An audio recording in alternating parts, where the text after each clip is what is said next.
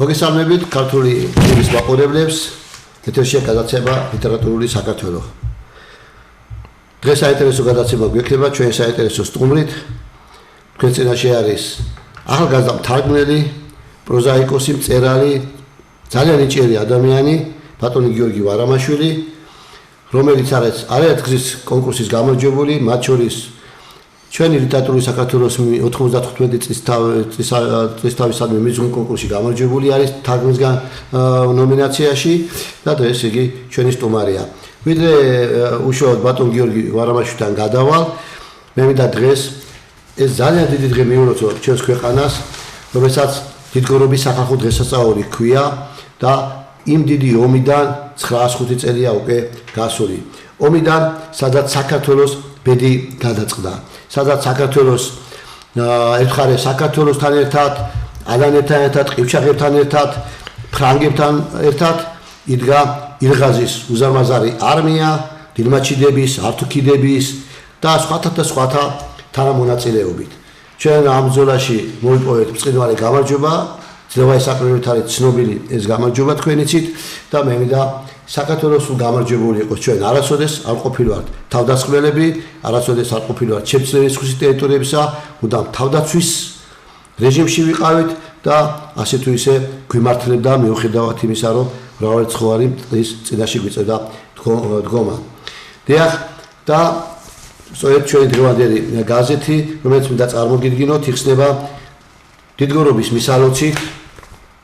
და არაჩვეულებრივი ვანო ჩხიკვაძის ლექსით, რომელსაც ქვია დავითის წიგნი და ძალიან მინდა ეხლა რომ ეს ლექსი ჩაგიკითხოთ. ნიკოფსით დარუბანდამდე დადუმებული ზარები, ფუცლებზე ლაშქრის გუგუნი, ჭიხვინი ნაფლო ქვარების, მიწამ მიყრელი ჩონგური, სიმგაც ყვეტილი ბზარებით, ხელახლა გამოგაღვიძე სიმღერა იმ გრიგალების, თუ კი რამდენჯერ ჩავკიდე, ცეცხლში რამდენჯერ ჩავედი, მომდევდა დამომკიოდა ფასკუნჯის მხედართ შავეთი, შემინდე მაჯა გაცივდა. ქუძე კაც ვეღარ ვუხმე, მოსვით რომ გაგახარე და წასვით რომ დაგამწუხრე, ფიცო ქართულით ნათქვამო, რვალო სილტკიცის ფიქალო, ისევ შენ უნდა მომხედო, ჩვენი მზე ამოიყვანო, ასე ყოფილა ამ სოფლად, თუ კი ხარ უნდა იწვოდე, არ ჩემი თავი დაუზოგე, არც ხმალი არ შევიცოდე, შენი წყალობით მორევი, გავაწყალთხელე ვიფონე, სიცოცხლის უკვდავებისთვის, სიკვდილი გამოვიგონე, მხედარნო ქრისტეს სისხლს, ნაზიარები დამიწდით, ღირდა სიცოცხლის გაწირვა, გამარჯვებული წამისთვის,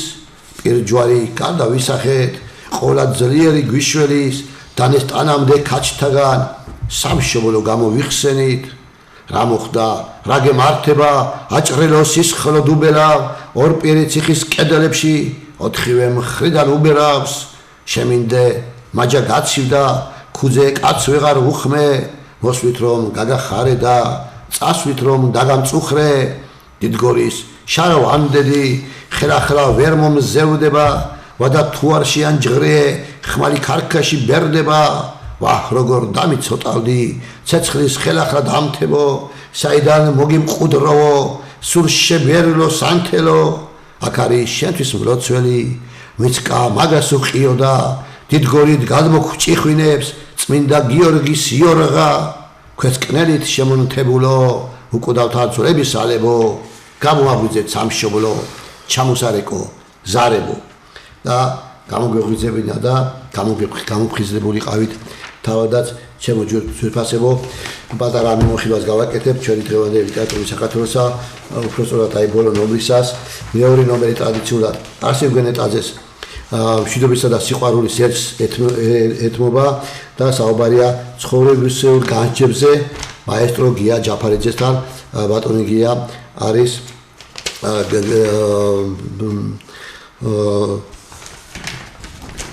მოქანდაკე მხატვარი მოქანდაკე და ერთ-ერთი ცნობილი გამოჩენილი ქართველი შემოქმედი. მეოთხე გვერდი ეთმობა თარგმანს აზერბაიჯანულ და ჩვენ ძალიან ხშირად ვთქვით აზერბაიჯანელ ლიტერატორებს გვერდს და მალუმანი და აქედან გადავუხადო ბატონ იმირ მამედლს, რომელიც მოღვაწეობდა საქართველოში, დაამთავრა თბილისის სახელმწიფო უნივერსიტეტი, არის ფილოლოგი, დოქტორი და ამჟამად მოღვაწეობს აზერბაიჯანში და ძალიან ძვირფას თარგმანებს გვიგზავნის. ასევე დოქტორი, პროფესორი ქალბატონ ილია კარიჭაშვილის მოსაზრებას გთავაზობთ მეხუთე გვერდზე სამთაფერთა საიდუმლო საუბარია ვეფხისტყაოსნის პროლოგის ერთი ტაეპის ირგვლივ. მეექვსე გვერდი ეთმობა ციალა მესხიას წერილს ტიტე მოსიაზე სურის ტაძარზე მესრე წიგზე და სიამონებით წაიკითხავთ ქალბატონი ციალა მესხიას არაჩვეულებრივ განხილვას. მეშვიდე გვერდზე გთავაზობთ ქალბატონ გუნას ხარაიშვილის ჯუბილეჯავას აკადემიის პრეზიდენტის და ჟურნალ ათინათის მთავარი რედაქტორის წერილს განთიაცი, სოფელ განთიაცში ჩატარებულ ღონისძიებაზე, რომელიც მიეძღვნა ჯუბილეჯავას 85 წლის თავს, ქართველისთვის და ქართველი მკითხველისთვის ჯუბილეჯავა ცნობილი სახელი და გვარი არის, დიდი მოგზაური, რომელმაც ველოსიპედით შემოიარა მთელი მსოფლიო, უკვე ასაკში მყოფმა ადამიანმა დაამარცხა ესე ვთქვათ უკოვნებელი სენი და დაამყარა გინესის რეკორდი. შემდეგი გვერდი ბატონ ჯემალ დავლიაინძის წერილს ეხება, საუბარია რა თქმა უნდა ისე დიდგორის თემატიკაზე, ზვიად გამსახურდიაზე და ქალბატონი მედია საგარეიშვილის ერთგვარ აღსარებაზე, რომელიც აღსარების სახით მიმართავს ბატონ ზვიად გამსახურდიას. მესხე გვერდი პოეზიას ეთმობა თანამედროვე გამოჩეული პოეტის ბატონ რევაზ დანელიას ლექსებს. მეათე გვერდი პროზას აქვს დათმობილი, ზეინაბ ძიძიშვილის სამი მოთხრობა არის წარმოდგენილი. მე-11 გვერდი არის ელიზბარ ჯაველიძის მიძღვნილი მისალოცი წერილები და ლექსი და ჩვენ აქედან მინდა მივუძოთ ბატონ ელიზბარ ჯაველიძეს, ჩვენს მწოვან მეცნიერს, არაჩვეულებრივ ადამიანს, ჩვენი გაზეთის ძალიან დიდი ხნის რედაქტორს 90-იან წლებში და გელოცავთ ბატონო ელიზბარ და ხანძრი ნაყოფიერ შემოქმედებით მუშაობას გისურვებთ. აქვე არის დაბეჭდილი მსახიობის და არაჩვეულებრივი უკვე ვიტყოდი პოეტის ქალბატონი ცისია მეტრეველის ლექსები. მე-12 გვერდი არ შემიძლია რომ არ აღვნიშნო ქალბატონი დიხამიჯია ჯაველიძის სერით და ტკივით გაჯერებული წერილი არის. მაყურებელმა შეიძლება იცოდეს მისი მეუღლის შესახებ, ბატონი ნოდარ ჯაველიძის, ასევე მისი შვილის ლაშა ჯაველიძის, რომელსაც ფაქტიურად ქალბატონმა მერიმ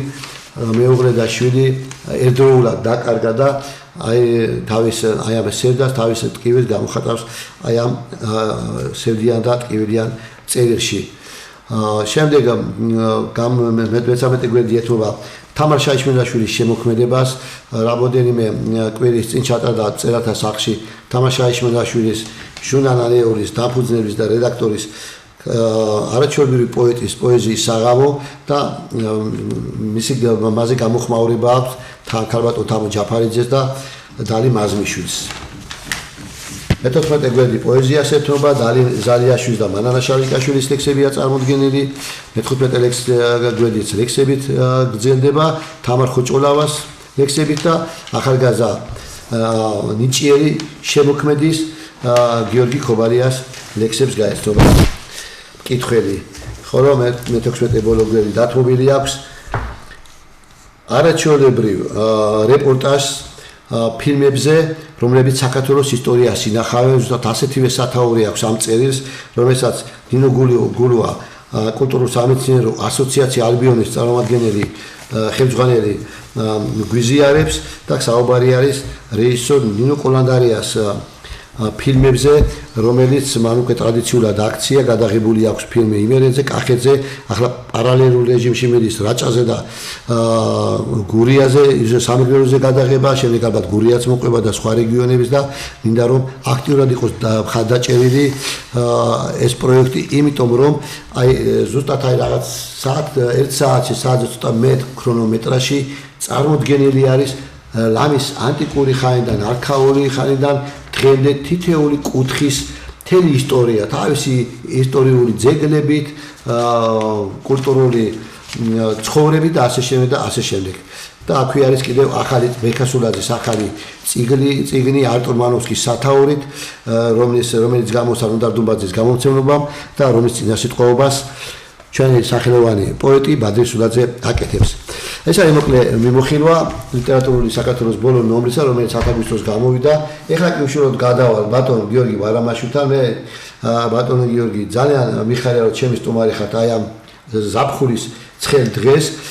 და მიხარია რომ ქართულ წერლობას ზოგადად და ქართულ თარგმნელობაში ყოველთვის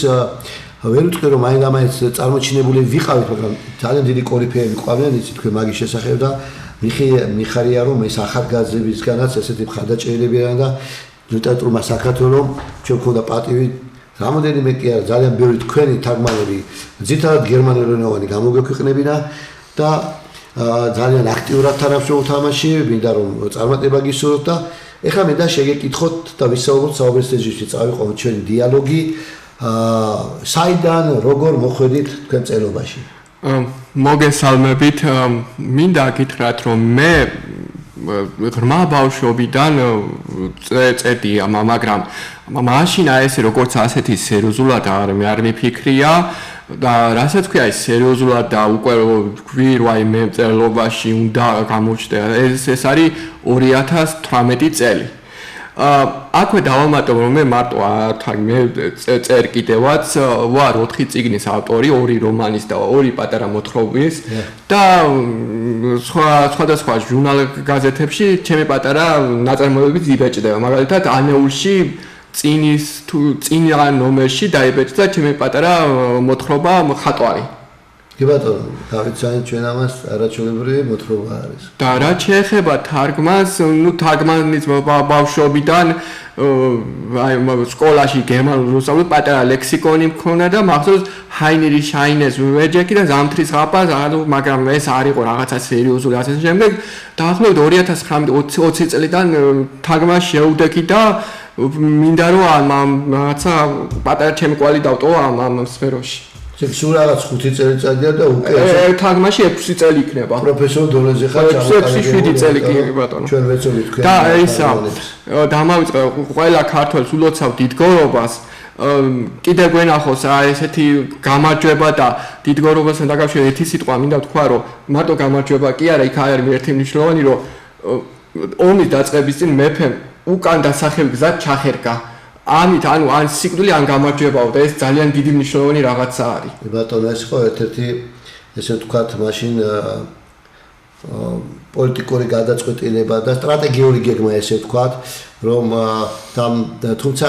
მე მაინც ჩვენ ბევრი ომები გვაქვს გამოვლილი და იშვიათად მაინც ეს ისეთი აზარტია წარმოიდგინეთ ხომ ისეთი აზარტია იქ რომ შედიხართ მე არ მიკვრის ტაკებს ატო უვარდებოდნენ იმიტომ რომ იმოში რომ ხარ როცა მეგობარს გიკრავენ გვერდით და შეთვალწინა შენი ადამიანები ახლობლები კვდებიან და უკან სამშობლო დგას შენი ოჯახი დგას მე მგონი უკან ას დაიხევ და ალბათ ბოლომდე ემძოლებ თუმცა რა თქმა უნდა ის რომ უკან დასახევი გზა არ აქვს ეს რომ მეტი გარანტია იმისა რომ შემოვლომდე უნდა იბრძოლო და თავი შეწირო და სწორედ ამანაც თორემ სულ რაღაც 55000-იანი ლაშქარი ყავდა ჩვენ 15000 ყივჩაღი იყო 500 ალანი იყო 100 ფრანგი ესეც ფრანგები ჩაეწერენ უბრალოდ ამ ომში და დანარჩენი უზარმაზარი არმია რომელსაც ძალიან ბევრი მხარდაჭერები ყავდა ირღასის არმიას ბოდიშით სანამ თქვენ გააგრძელებთ ერთი რაღაცა უნდა ვთქვა თქვენ ახსენეთ თავის გაწიროთ აქ არის ბატონი ზვიარი და არ შემილი არ გავიხსენო ბატონი გია აბესაძე ანუ მას იმედი ქონდა რომ აი ეს ომი რო იყო ეს ხალხი რაღაცნაირად გაერთიანებდა და თავის შეწირა ამას სხვათა შორის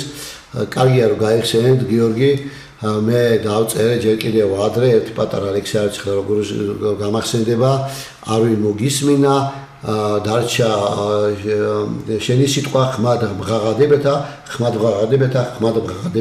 უდაბნოსა შინა ადამიანმა მას თავი დაიწვა რომელმაც ჩვენ 9 აპრილზე 23 ადამიანი საკმაოდ დიდი მსხვერპლი იყო ჩვენთვის მაშინ და მთელი მსოფლიო შევაზანზარეთ, რა ვიცი, ჯვალზე გავაცვით როდიონოვი, ზუსტად 2 წლის შემდეგ ათასობით ქართველმა ერთმანეთი ხოცეთ რუსთაველის გამზესდა და სწორედ აი ამ დროს დაეწვა გიაბესაძემ თავი, ბენზინი გადაიცხა და ოღონდაც თქვენ ხალხო შევიგდით და აღარ გააგრძელებთ და მადლობა რომ გაიხსენეთ, იმიტომ რომ ეს რა თქმა უნდა ეს დიდი გმირობის ტოლფასი არის დღესაც და საფრთხოდ მივიწყებულია ბატონი გიაბესაძე ნათელი მის ხსოვნას ეხლა ხარას იგონებენ და ვიცოდეთ ერთი რამ ადამიანებო რომ იცით მოდით რა თქვენ ხანდახან ძმადნაფიცობის გაფიცვისას ადამიანს ხელის გაჭრისა ეშინია და კაცმა ბენზინი გადაისხა და დავანებოთ თავი მითებს თავი დავანებოთ და მოდი გმირები იყავით ისეთივე და მე ისაუბრეთ და ნათელი და მადლობა გიორგი გეთანხმებით აბსოლუტურად გახსენებისთვის ხო რაც შეეხება ეხლა რა თქმა უნდა ჩვენ დიდგორი ასახულია მრავალტატურ ნაწარმოებში და დიდგორის დიდი გური აქვს ქართულს ყველა ქართულმა ვიცით ეს ლექსი ზეპირად აგრე ბატონი მამაჩიკვაძეს და პოეტის თითქმის ბევრი პოეტს აქვს კიდევ დაწერილი ლექსები მაგრამ ჩვენ თითქმის ყოველდღიური ბრძოლაში ვართ და ლიტერატურაც ერთგვარი რაღაც აი ამ ჩვენ გქონდა საბრძოლო ეპოსები გქონდა რაღაცა გქონდა და დღეს ჩვენ ჩვენებურად ვიბრძვით და ბრძოლა არის სადაც შენი საქმიანობით ქვეყნის საკითხაო საქმეს აკეთებს ესეც ერთგვარი ბრძოლა არის თუმცა შეიძლება აქ სისხლისღვრა არ იყოს შენი თარგმანები გიორგი ძირითადად გერმანულენოვანი არის ხო გერმანულენოვანი ხო და როგორ არის რატომ გერმანული მე გერმანული ვიცი კარგად და ძალიან მიყვარს ეს ენა და გერმანულენოვანია მაგრამ ეხლა მაგალითად თუ დამჭიდა თქვათ ინგლისური ენა სიტყვაზე თქვათ მაგალითად არის ეგეთი ავტორი ქალბატონი ავა რომელიც ორიგინალში არის სრულად და თანამედროვე გერმანულში სრულად არ არის იქ რაღაც ბოლო ნაწილი არის ინგლისურად ამ შემთხვევაში მჭირდება მე ინგლისური უნდა გამოვიყენო ინგლისური აი ამ შემთხვევებში ვიყენებ ხოლმე სხვა ენას და გერმანული იმიტომ რომ მე სკოლიდან ვსწავლობდი გერმანულს გოეთეს ინსტიტუტში ძალიან მიყვარს ეს ენა და აი ამ ენას მიუძღვენი ასე რომ ვთქვათ ჩემი რაც 36-37 წლის ხვდები მალე აი მთელი ეს 36 წელი ამ ენას მიუძღვენი და რატომაც არა შემოგევეთ ეხლა ზოგადად ამბობენ ხოლმე რომ გერმანული ენა არის ძალიან რთული ენაო მაგრამ ბევრი ამბობს რომ ერთ-ერთი ძალიან არც ერთი ენა არ არის ადვილი და მსუბუქი მაგრამ არც ერთული არ არის როგორც ჩანსო გერმანული ენაო და ეხლა რა არის თქვენ თარგმნით როგორც პროზას ასევე პოეზიას გერმანულიდან დიახ ხშირად ემართებათ თარგმნელებს რომ აი როცა ფაქტობრივად შენ ხარ ავტორი იმ ნაწარმოებს შენ აკეთებ უკვე მე თუმეტეს პოეზიაში და როცა შენ იმ შენ შესაძლოა ეპითეტს აფორიზმს პოვი რომ უკვე შენი არის შენ შესაძლოა შეიძლება არც იყოს ორიგინალში და ამბობენ რომ ენანებად ხოლმე პოეტებს რომ თარგმნიან და ბარემ ჩემმა დავწერა ამასო და სხვა ჩემს ტექსტად გავაკეთებო აი თქონი ეგეთი მე მაგას ავეწინააღმდეგებ და არ ვეთანხმებ იმიტომ რომ ჩემი აზრით როდესაც თარგმანზე მუშაობ შენ მუშაობ სხვა ავტორის ტექსტზე აქედან გამომდინარე ის როგორც წეს არ აქვს მნიშვნელობა ეს პოეზია იქნება პროზა ის უნდა დაიცვა მაგალითად ეხლა მე პირადად მუშაობ შუა საუკუნეების პოეზიაზე მე რა უფლება მაქვს ეხლა მაგალითად იმ პოეზიაში თანამედროვე რაღაცა სიტყვები გამოვიყენო რაც იმ დროს არ იყო მაგალითად ძალიან კაი მაგალითი თოკი თანამედროვე სიტყვა ერთ-ერთ იგავარაკში შემხვდა მე რა უფლება მქონდა დამეწერა თოკი დავწერე ბაწარი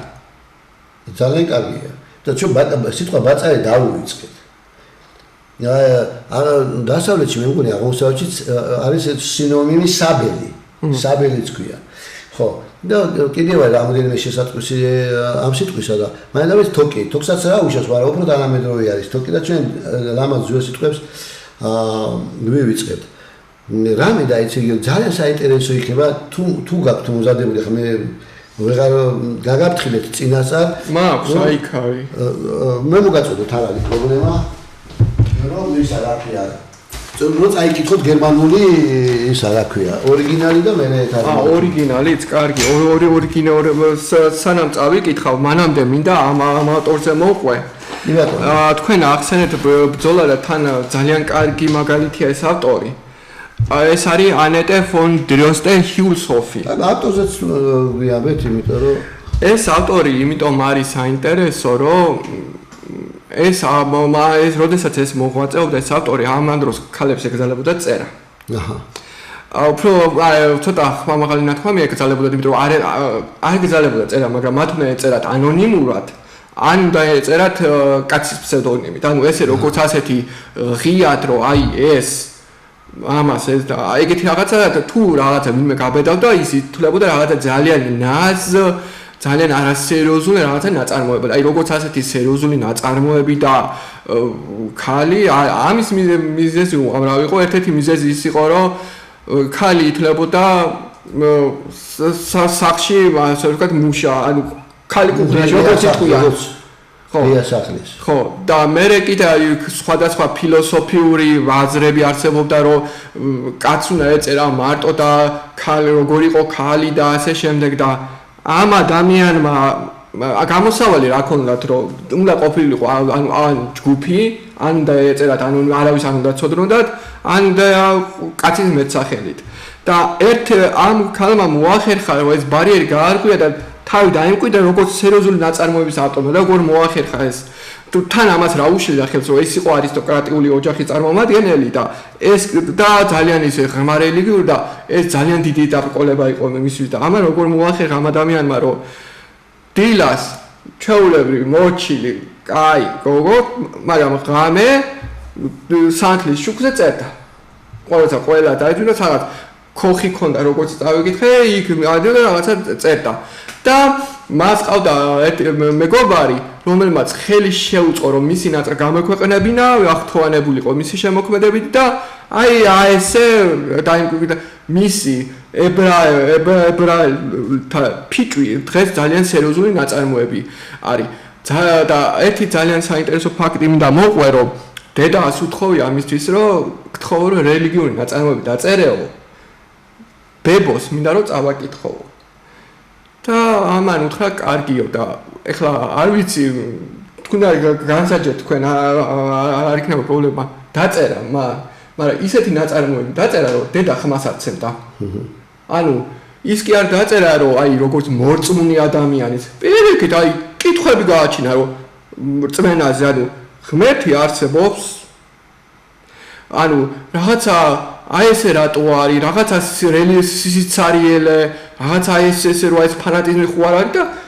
ამის გამო კაი ხან დედა არ ელაპარაკებოდა და 1926 წელს მამა გარდაეცვალა მას და აი ამ ტრაგედიამ დედა და შვილი შეარიგა ასე რომ ვთქვათ და შეიგდნენ მაგრამ კაი ხან იყო გაბუდი და გაგასული ხო ესე არის იმიტომ რომ იმის ღირებულებები სხვა იყო და შვილში ის ესე ვთქვათ აი თანამედროვე დღეს მოამბოხესული იყო ასე რომ ვთქვათ ხო დღესაც სულ არის მაგრამ დღეს უკვე შეგუებულები ვარ და აღარ არის ბრძოლა მამათა და შვილთან მაგრამ ადრე სულ იყო და ნუ ეს ბრძოლა კი არის უბრალოდ განსხვავებული აზრები იყო რომელსაც რა თქმა უნდა უბრალოდ თავა ყორცე ვერ იღებს სახელი დამკვიდრებს მათ ბრძოლა მოუწია მაგრამ დედასთან ასე რომ ვთქვათ ასე თქვა ეს ბრძოლა რა არა მაგრამ ეს არის ბრძოლა ეს ვთქვათ ასე მისი გამოხატულება იყო რომ დედამ რაღაცაა მაინც ხო შვილისგან არ მიიღო რომ და ეს ავტორი იმით არის საინტერესო რომ ანუ ორფენოვანი ასე რომ ვთქვათ არ ვიცი თქვენ თუ გიხსენეთ ეგეთი ტერმინი ეს რას ნიშნავს ძერელე ჩანს ერთი რაღაცა მაგრამ იმის სიღრმეში კიდე რაღაც არის ბატონო ორფენოვანი ორგანიზმილებიანი და ასე შემდეგ ის შემოგევლეთ ეხლა მე თქვენ მოვძებნი იმ ლექს ორიგინალში წავიკითხავ და მე თარგმანსაც მანამდე თუ რამე შეკითხვა გაქვს დამისვათ და დი ბატონო მოვძებნეთ არა ისა მე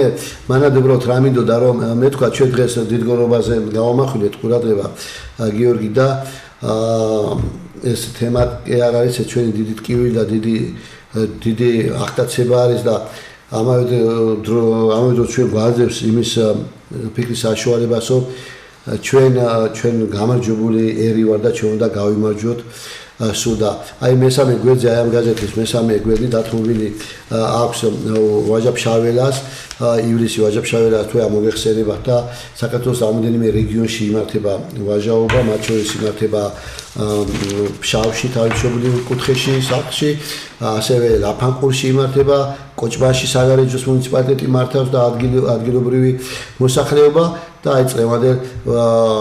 კოჭბანობაზე იყო საუბარი ვაჟაობაზე და აი აქ წარმოდგენილი არის ჩვენი თეატრული საქართველოს ერთ-ერთი ესე ვიტყოდი ძვირფასი და დიდებული რედაქტორის და ამავე დროს დიდი ქართული კრიტიკოსის თამაზ წივწივაძის პატარა წერილი როგორ უყვარდა ვაჟას და აი ნახეთ რა და ბოლოს გვეუბნება თამაზ წივწივაძე რომ გვიყვარდეს საკუთარი სოფელი ისე როგორც უყვარდა ვაჟას გვიყვარდეს ჩვენი ქვეყანა ისე როგორც უყვარდა ვაჟას გვიყვარდეს მთელი კაცობრიობა ისე როგორც უყვარდა ვაჟას გვიყვარდეს ჩვენი ბუნება ისე როგორც უყვარდა ვაჟას გვიყვარდეს ერთმანეთი ისე როგორც გვასწავლიდა ვაჟა და აი აქვე დავამატებ რომ გვიყვარდეს ჩვენი ქვეყანა როგორც უყვარდა ბატონ თამაზ წივწივაძეს როგორი ხმალამოღებულიც იყო ჩვენი ქვეყნის საჭიროებო საკითხების მიმართ და არ დაგიდებდათ არც მთავრობას არც მხედრობას და ამის მაგალითები უამრავი არის და აქ ამაზე არ გავამახვილებ თქვენს ყურადღებას და სხვათა შორის აი ბატონ თამაზ წივწივაძე რო აქ მოხვედრილი ამას გიფასებთ უარი ვიწყებთ ამ ადამიანს და აი როგორც ჩანს ძველი ლიტერატურის გაზეთიდან გაგვწეს ეს წერილი და შეიძლება რომ დავიწყოთ იმიტომ რომ ფაქტიურად ბატონმა თამაზ წივწივაძემ ეპოქა შექმნა თვითონ ამ ეპოქალურ გაზეთში თავისი ბასრი წერილებით ესე ვიტყოდი მართლაც ბასრი და მარტო სარკაზმი კი არა იქ არის მთელი სიბრძნე და ჭკუის სწავლებები და გავახსენო მოსახლეობას გრიშაბიძია დეპოში ვარ, თუნცაც დეგ და ასე შემდეგ, აი ერთგვარი იმ დროისათვისაც კი ერთგვარი თულად სათქმელი და სასაუბრო იყო, მაგრამ მას არ ეშინოდა, იმიტომ რომ მას ურთიერთობა თუ ქონდა იმ დროინდელ მთავრობასთან, ამ ურთიერთობასაც იყენებდა ქვეყნისა და ხალხის საკეთილდღეოდ. მე რაკი ვაჟაზე ჩამოვაგდეთ საუბარი და ვიდრე თქვენს მოემზადებით გიორგი გავკადნერდები და აი ამ გვერდზე დავეჭირ ვაჟასადმი მიწვირ ლექს წაგიკითხავთ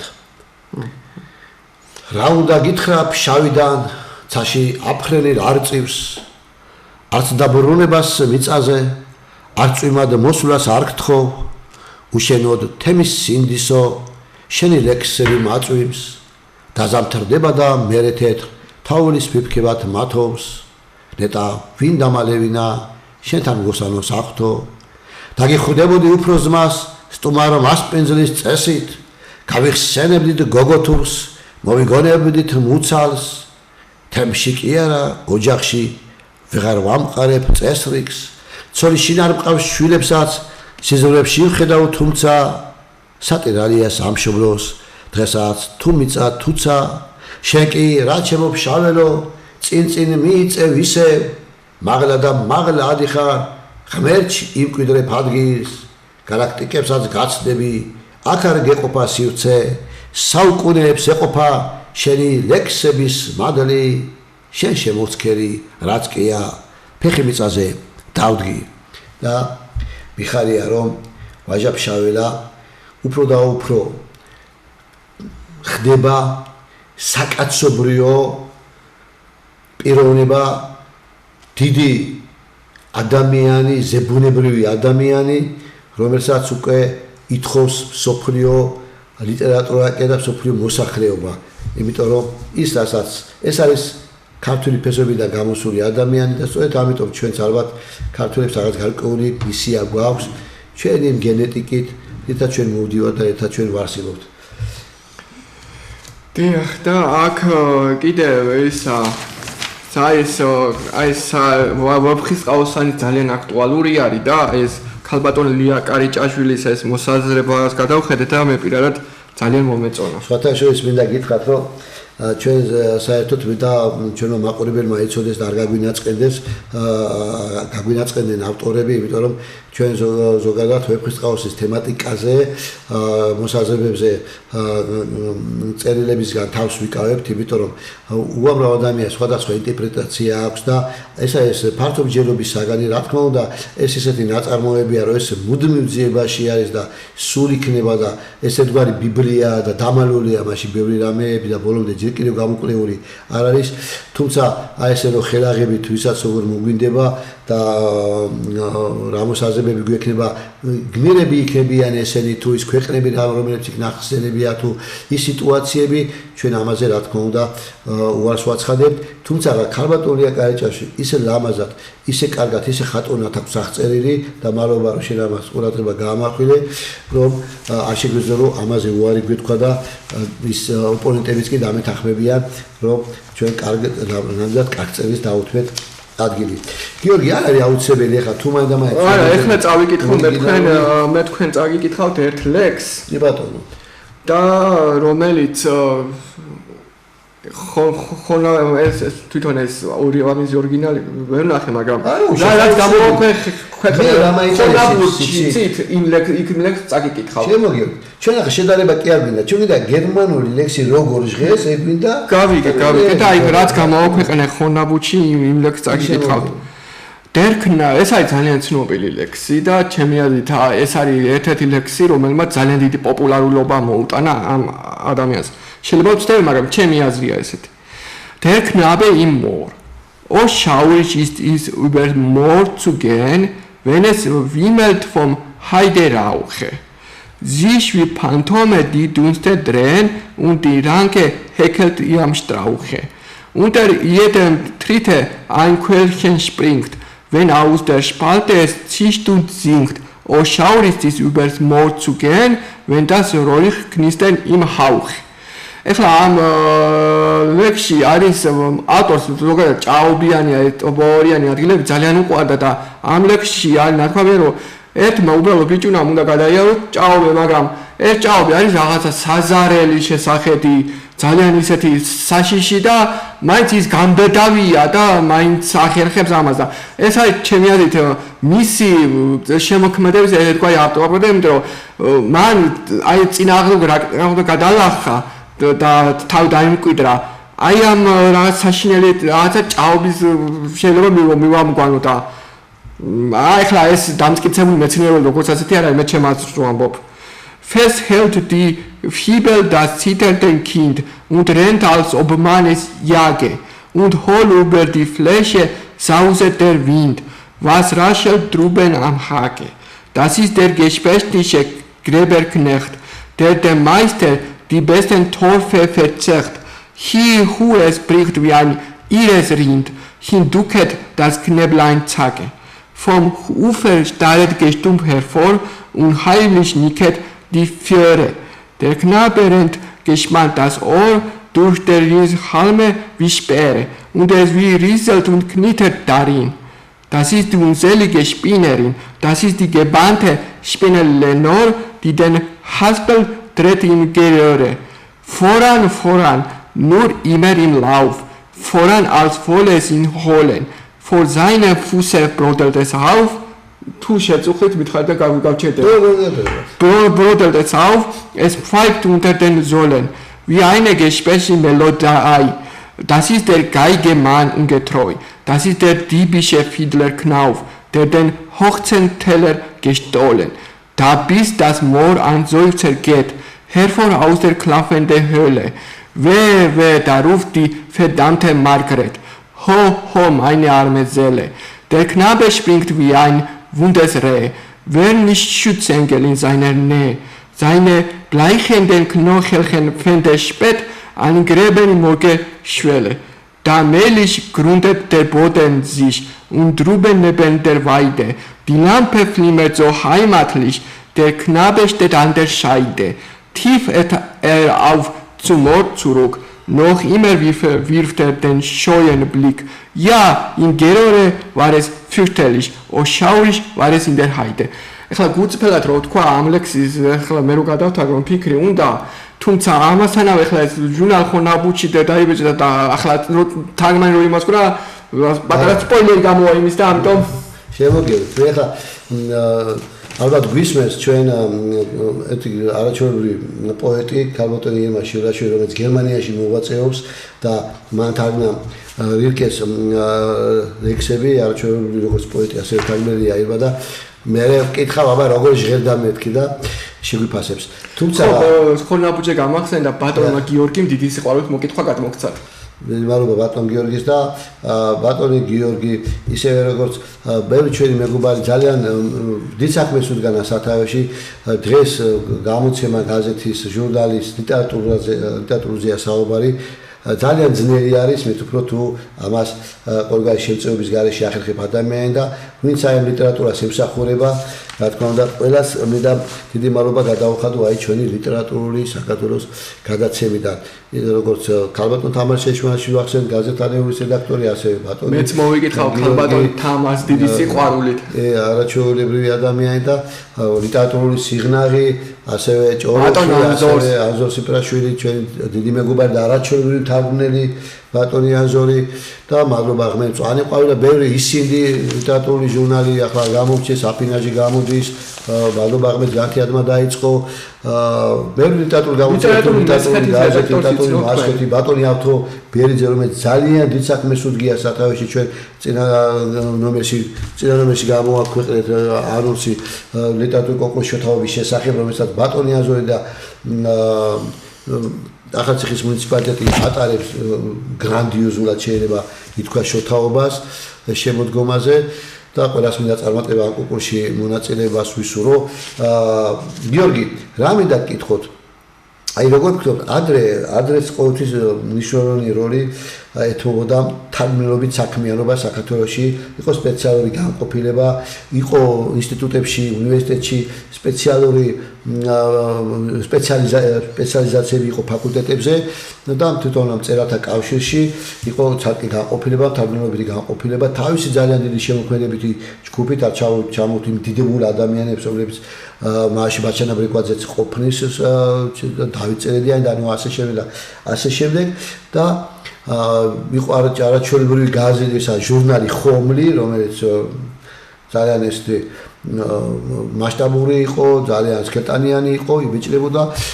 კარგი ჰონორარებიც იყო. დღეს აი ამ მხრივ ძალიან უჭის ქართულ წერლობას, თარგმნილობით საქმიანობაში, იმიტომ რომ ყველაზე რთული საქმეა თარგმნა. ძალიან რთული საქმე არის და ძალიან დაუფასებელი. დაუფასებელი, იმიტომ რომ არ არის ის ანაზღაურება, რაც მე პირადად შევთავაზეთ მიწვნია, რაც მას ეკუთვნის. არა და თარგმნა არა თუ თქვათ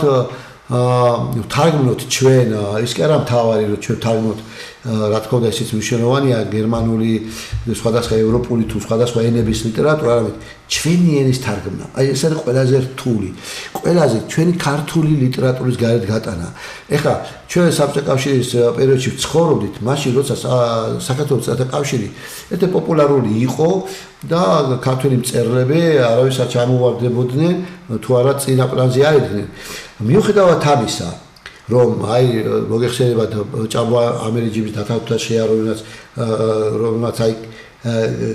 კინემატოგრაფიამ ძალიან დიდი სახელი მოუტანა მას და მიუხედავად ამისა, რომ ათასობით ტირაჟი გადადა და მოსკოვში იყიდებოდა და რუსეთში იყიდებოდა, მიუხედავად იმისა, რომ გალაქტიონი ყავდა და რაღაცა და პოსტსაბჭოთა სივრცეში გვიწევდა ცხოვრება, მაინდა-მაინც დღესაც არავინ არ იცის ქართული პოეზია. აი გაუგია ჩოთა რუსთაველი და მორჩა რა და იქ რაღაცა ეთიორი ნოდარდუბაძეს ახსენებს, ეთიორი რაღაცას ახსენებს. ამიტომ მე ვფიქრობ, რომ სახელმწიფო გაინტერესებთ რა არის ამის მიზეზი? მიზეზი მარტივი არის. რა უნდა გაკეთდეს თორე მიზეზი გასაგები? მე გეტყვით აი თქვენ ახალგაზრდა კაცი ხარ. მოდი დავიწყოთ მიზეზზე. ჩემი აზრით ეს ყველაფერი ახლა არავინ არ იფიქროს, რომ ეხლა რაღაცა ვაკრინებ ან რაღაცა ცუც არა, ანუ აი ესეთ საკითხებში ვცდილობ ყოველთვის ნეიტრალური ვიყო, მაგრამ უბრალოდ ვიტყვი, ეს მოეტანა კაპიტალიზაცია. დღეს როდესაც ანუ კომერცია არის ყველაფერი, ხალხი იმას ფიქრობს, რომ ისეთი რაღაცა თარგმნოს ან გამოსცეს, რაც მას გაიყიდება. აქედან გამომდინარე, ეხლა მე ძალიან მიყვარს გალაქტიონ ტაბიძე, მაგალითად დავით კლიაშვილი ძალიან მიყვარს, მაგრამ არგენტინაში რომ მაგალითად არგენტინულად ან თქვა გერმანიაში გერმანულად თარგმნოს, ანუ ისინი ფიქრობენ ჩვენ ამას გავყიდით. აი ამას ფიქრობენ. დღეს ეს ხო არგენტინელები ამას არ თარგმნიან და არც ამერიკელები. ჩვენ უნდა ვთარგმნოთ და აი როგორ გითხრათ ეს შევტენოთ როგორ. ხო აი მაგ შეტენვაზე, აი მაგ შეტენვაზე პრობლემა, ჩვენ რომ თარგმნას შევტენოთ, ანუ ისინი კი გვაძლევთ, მაგრამ ჩვენ ეს ანუ ამას წაიკითხავ ჩვენ თარგმნი ანუ თუნდაც გერმანიაში იგივე სოლომონ მორბა წაიკითხავს ვინმე აი ეს ანუ ჩვენ გვაკლია პიარი რეკლამა ანუ ჩვენ თუნდაც იგივე მეჯღანუაშვილი თუ რაღაცა ჩვენთვის კაი ნაწარმოებია მაგრამ ის სადღაც რო ცხოვრობს იმისთვის კაი რატოა სხვათა შორის აი გიორგი კარგ თემას შეეხედა ნახეთ ეხლა ჩვენ ვახსენეთ რომ აი აქ დამიჭდილი არის საუბარი არის ფილმები რომლებიც საქართველოს ისტორიაში ნახავენ და ნინო ყოლანდარიას რამოდენიმე ფილმზეა საუბარი ნუ ფილმი რა არის და ნუ ეს კი არა ჩვენ ასე თუ ისე მეტნაკლებად ვიცით ჩვენი ქვეყნის ისტორია მაგრამ ფილმები უნდა იყოს რეკლამა როცა შენ იღებ კახეთზე ხო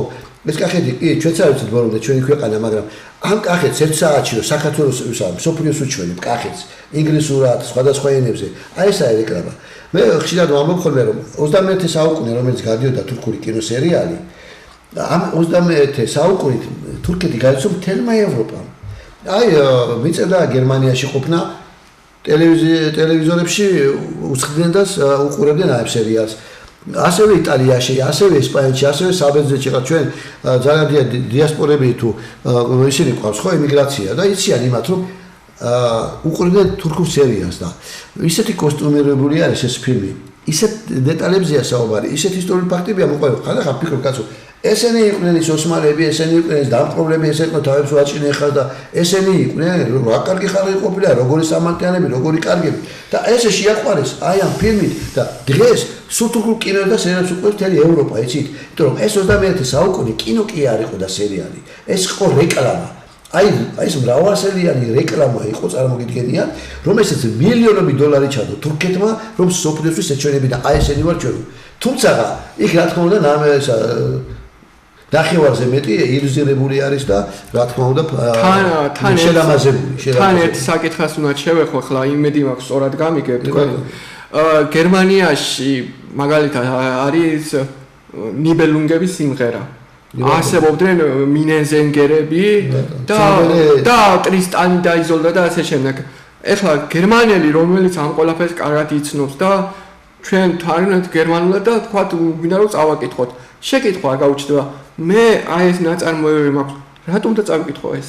არა ესე არა ნახეთ რატომ ეხლა გარეთ არა სულ გადამიგოთ სასაცილო კარგად ამბობ იმიტომ რომ ჩვენ ამით უნდა გამოვიდე და ზუსტად ისე უნდა მივაწოდოთ ნახეთ ჩვენ ყავს ნინო ხარატიშვილი ხო რომელმაც ფაქტიურად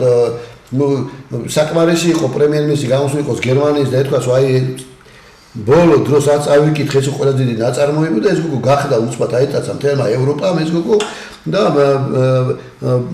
ბესტსელერი მისი წიგნები და გახდა ცნობილი სამავე დროს და დაწერა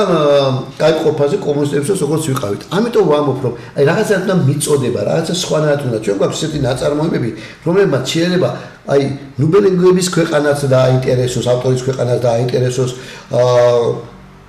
და ახლა გერმანია გერმანული წერლობა და მხატვრობა და მუსიკა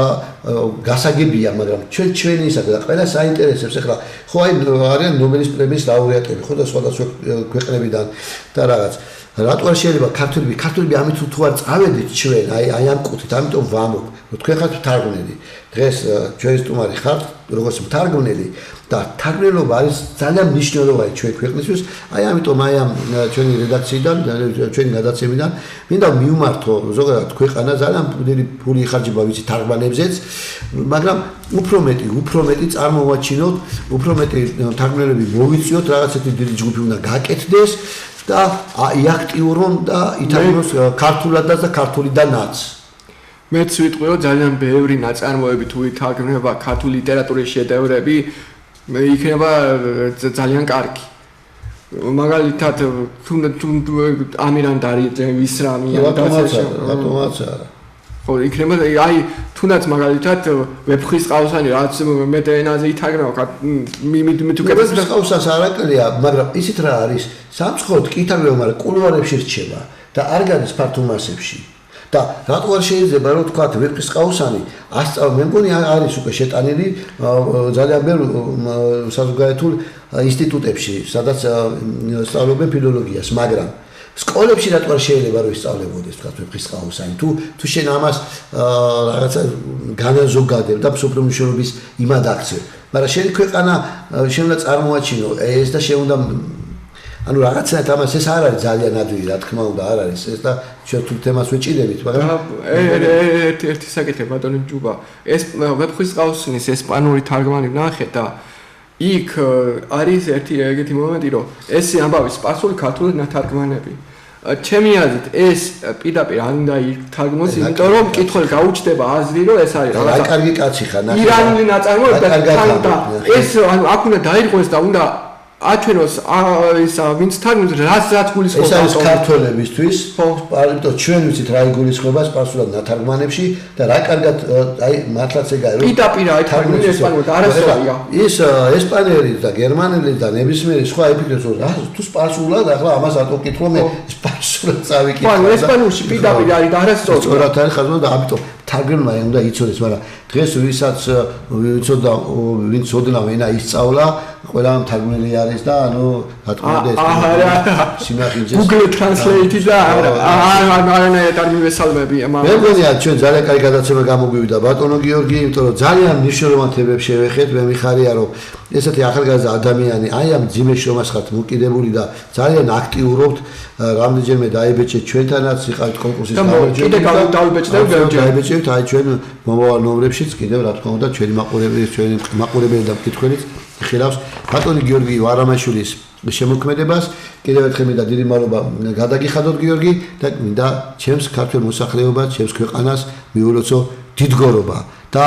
დიდი გული გქონდეს დიდგორით კი არა მარტო ერთმანეთის და ერთმანეთის სიყვარულით და ერთმანეთის წვეთი გვეზიდოს აი ამ წუთის სოფელში კიდევ ერთხელ გილოცავ დიდგორობას და მრავალ დიდგორობას და სულ მეტად დაგემშვიდობებით დიდი მადლობა